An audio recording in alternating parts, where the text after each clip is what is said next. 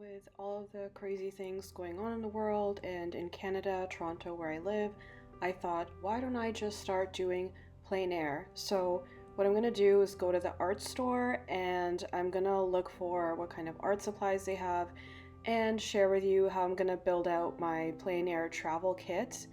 And this is gonna be for watercolor specifically. So right now I'm in above ground art supplies, which is right next to the Ontario College of Art and Design in Toronto.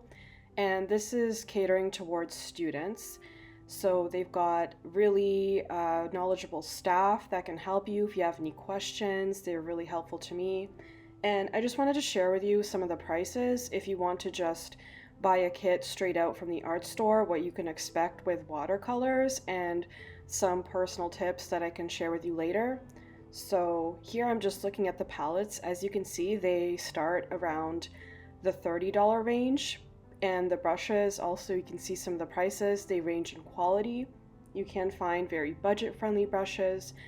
But when it comes to palettes, you can build out your own pan or buy a preset pan, and those can vary in quality and price. So just know that it's not exactly the cheapest hobby, but if you're a beginner, you don't have to spend a lot of money. You're just learning the basics.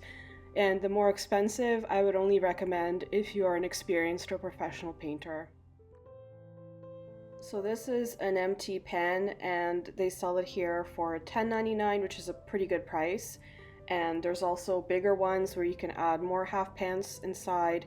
So this way you'd be able to build out your own kit, which is very budget friendly. So it's cool they sell that. And then they have these new types of brushes that they've been coming out with in recent years.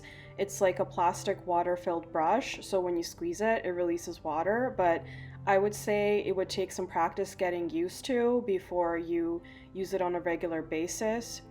And here we have individual pans, which is $2.99. It's a pretty good price. I've never tried this brand before, but it's a good budget-friendly way to just replace any color pan you need. And they've got also all kinds of accessories here for specifically watercolor and also oil paints and stuff like that, like cleaning your brushes and soaps. And here's some of the more budget-friendly brushes. But if you ask the staff, they really know which ones are best for the type of thing you're going to use it for, or the type of technique or whatever you might use it for. So just go ahead and ask them. It's really amazing that people who work in a store know so much these days. I went with this one that was recommended to me, and here I'm just looking at some of the more expensive ones that even range in the $100. My God. I don't visit the art store as often as I would like, so every time I visit, I'm surprised at the prices, and it feels a lot more expensive than it used to be. And living in Canada, a lot of the art things like paints are imported, so that could be another reason why. But you should just stick to really inexpensive kits or just any paints. Just go to some other store like a Walmart or like some cheap store where they sell art supplies and just start there at the beginning. If you're not going to be painting like super elaborate things, you're just learning the basics, so don't worry about that, okay? If you were learning the basics, you don't need to splurge at all. Get the cheapest kit you can find, and then you can see the difference in quality and work your way up from there, okay? But it helps to visit the art store so you can see the range and the pricing and also the different products and companies and brands that you can expect in the future if you want to level up your game. But if you're a beginner, don't go crazy, okay? If you have kids and maybe you might want to splurge if they're going to like art class or something, or if they're going to art college or taking art classes in high school, maybe then you'll want to splurge a little bit. But if it's just for hobby recreational use, they're just beginners, they're just going to sit there and make a mess. You're just going to sit there and make a mess if you're an adult learning to paint, so don't worry about it too much.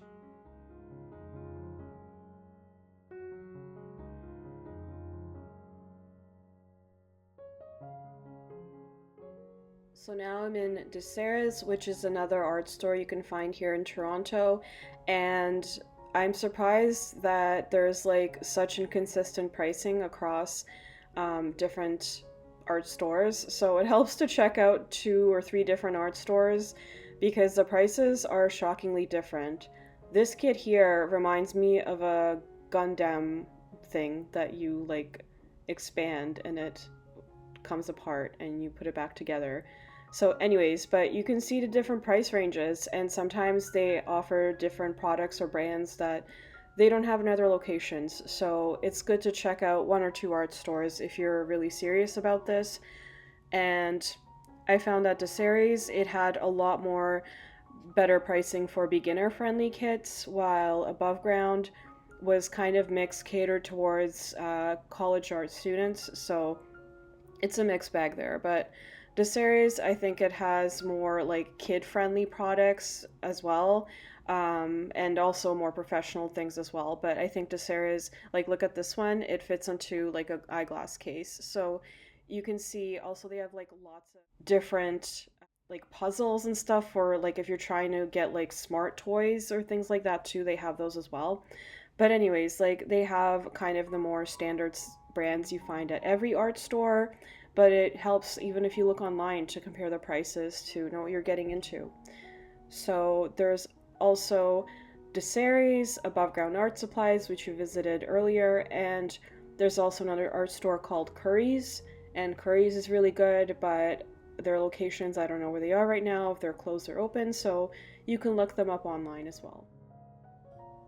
Personally, if I was building out my own pan, I would start at Above Ground Art Supplies, and if I wanted to purchase a beginner pan that has everything built into it with like brushes and paints and stuff, I would get it at DeSeries.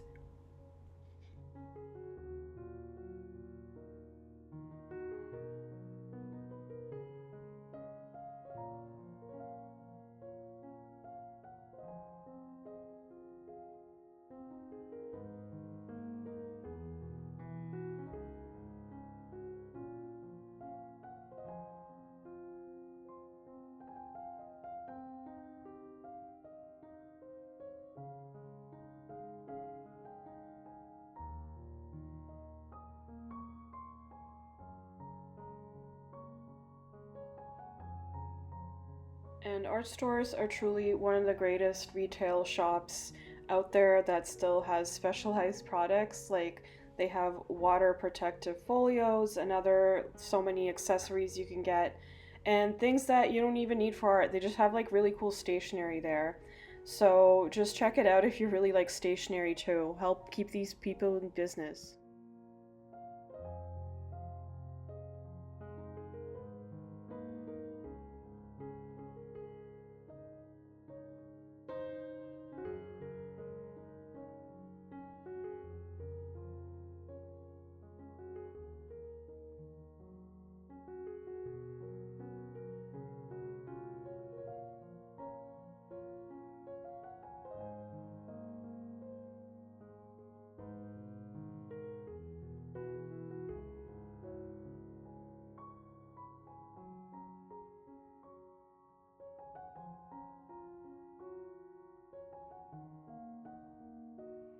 So what I've got here is the pans that I've had for like 20 years, and I use watercolors like different ways. I have like the tube watercolors that dries, but pans are probably the best and easiest way to get into watercolors because they're more or less like interchangeable with different brands.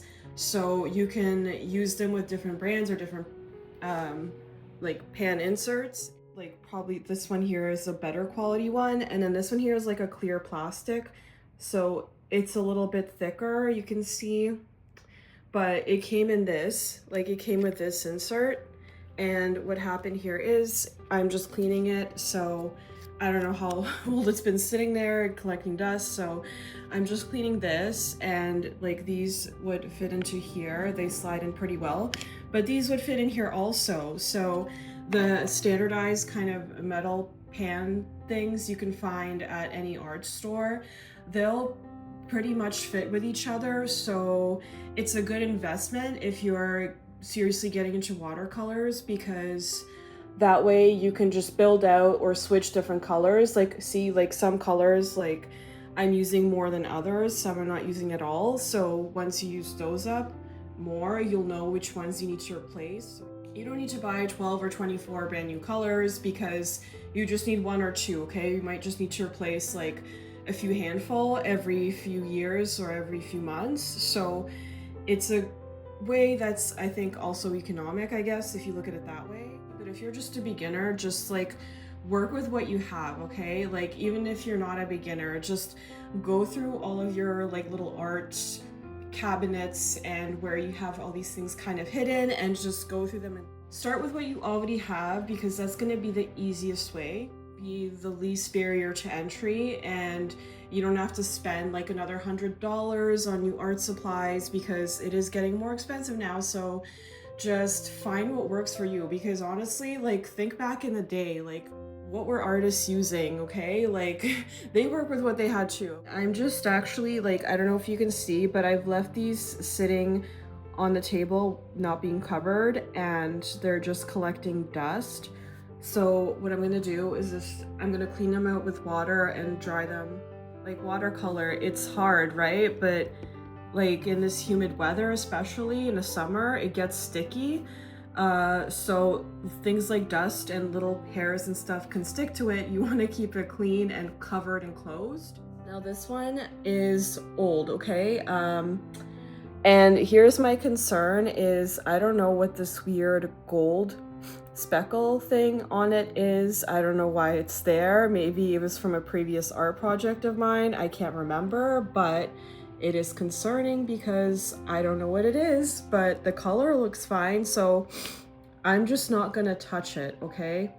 I'm just not gonna touch it. I will only touch it with a brush. We don't know what it is, because you think that watercolors are non-toxic, but doesn't mean I want it on my hands anyways, okay? So we don't know what that gold speckle is. If you know, please help me, because I don't know if it was me or if it was like just sitting there for like over 10 years and that's what happens, okay?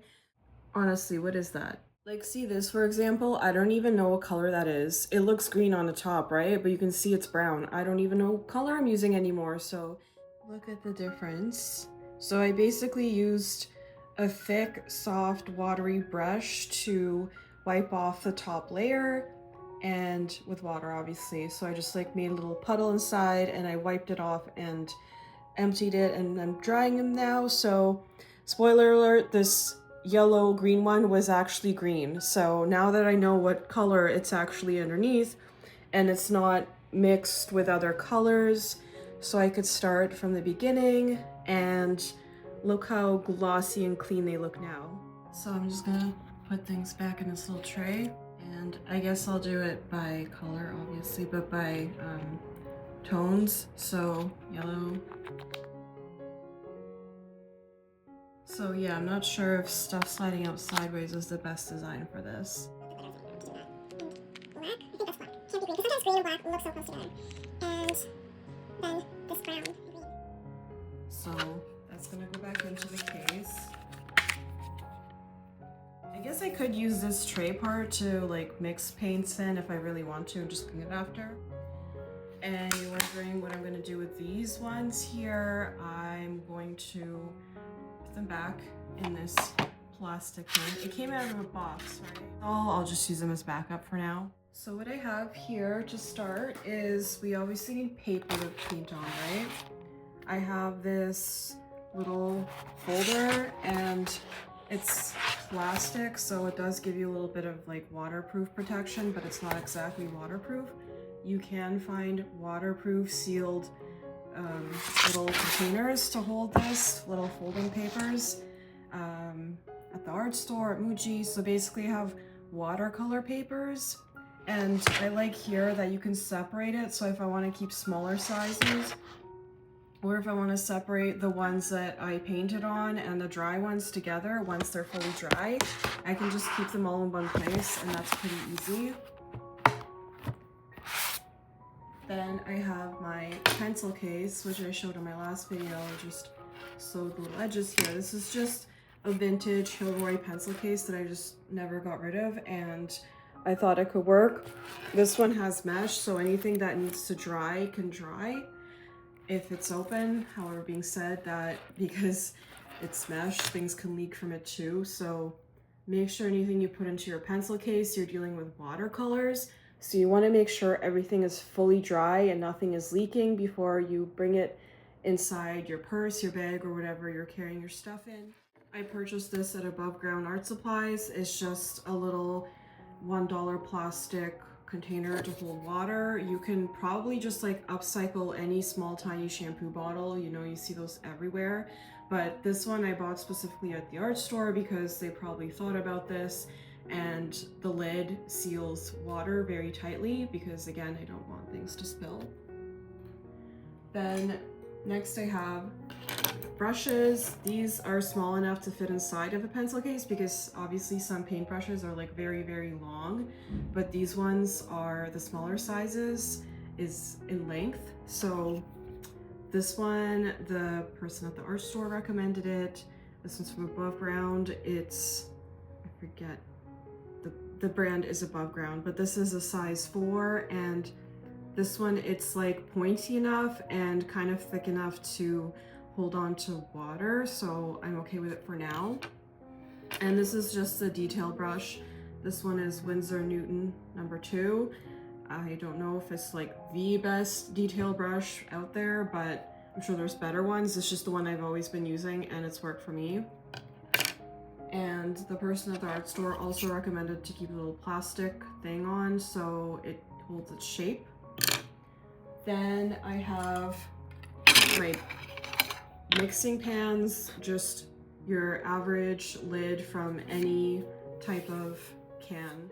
And any artist probably has like a whole box full of these somewhere that you can mix for mixing. I just save them for everything because I use them for watercolor, I use them for oil paint, and it works well for me, okay? So I have 2 in case I need to like separate colors. Next, I have just a little bit of Kleenex that I can use for absorbing water or just like dabbing out any mess. I don't know what other artists like to use, but I just like to use Kleenex paper because I think it's like gentle enough for the way that I paint and the way that I work. So some people use cotton balls. I don't like the texture it leaves. And with Kleenex, I find that if you just like tip the corner edge, I like the way that it absorbs the water. So that's just my personal preference. Whatever you use, you can leave in the comments what works for you. Old school half pan from like a lifetime ago that I've had forever. So I'm gonna get through it. And this one's great because it just has your basic primary colors, and if you're good at mixing colors, you can easily work off of just like a set of 12, and that's the easy way. Because if you want to get into higher detail, there's bigger palettes, but just if you're a beginner, learn to mix basic primary colors, and that's gonna save you in the long run and work for you really well. The only thing it doesn't have is it's missing white, and I really like working with white for like extra top details. Like sometimes there's snow or signs or some little detail like highlights, like water, glass highlights, things like that you can use for white paint, and it doesn't have white. So I'm just gonna have to learn to not use white in this instance, and then I can keep my small pan with me. But if I am going to challenge myself, I might as well learn to paint without white and see where that gets me. And any detail that I can use with white paint, I can just kind of touch up on at home. This is a clipboard, and this is just like a clipboard from Dollarama that I've had forever, and I don't think it's the best clipboard, but this one's cute because they were selling these like Van Gogh themed clipboards, and I said, why not?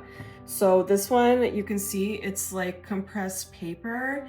So it's not like the strongest or the most like water resistant material to use for a clipboard. There's a lot better clipboards or like art boards you can find at the art store, and you can just like ask the staff and you explain your weird little thing. They'll probably understand what you're talking about. And because the clipboard thing is already in there, I was looking for like some good clips I can just use to like clip it paper along the side, but I find that I'm worried about them leaving like dents and indents in the paper to hold it down, because I am planning on using washi tape to tape down the picture, to tape down the paper, but sometimes you just want to have a little bit extra clips just in case there's wind and things like that going on.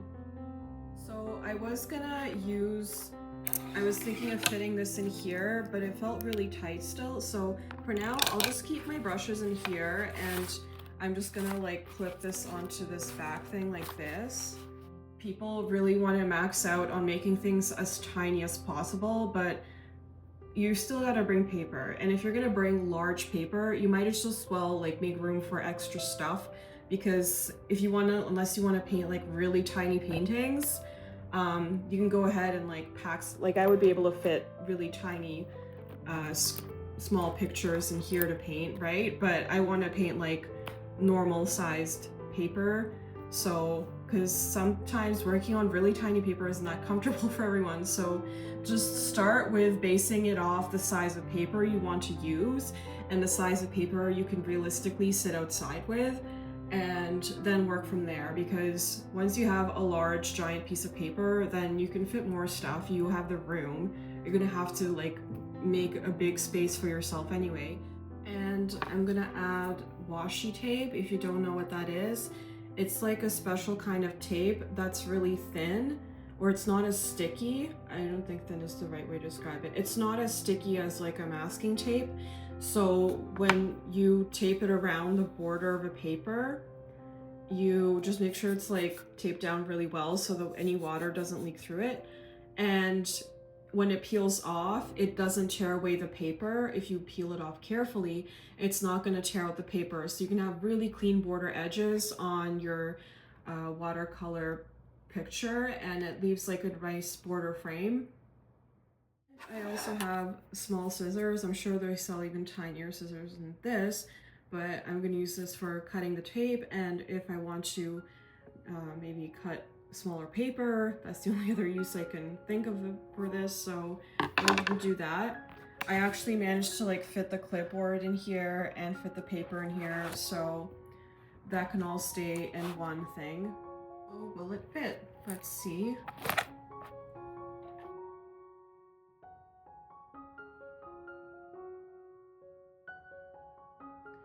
So I've managed to fit the palette, the pan, the water bottle, and the trays, the mixing trays and napkins in here.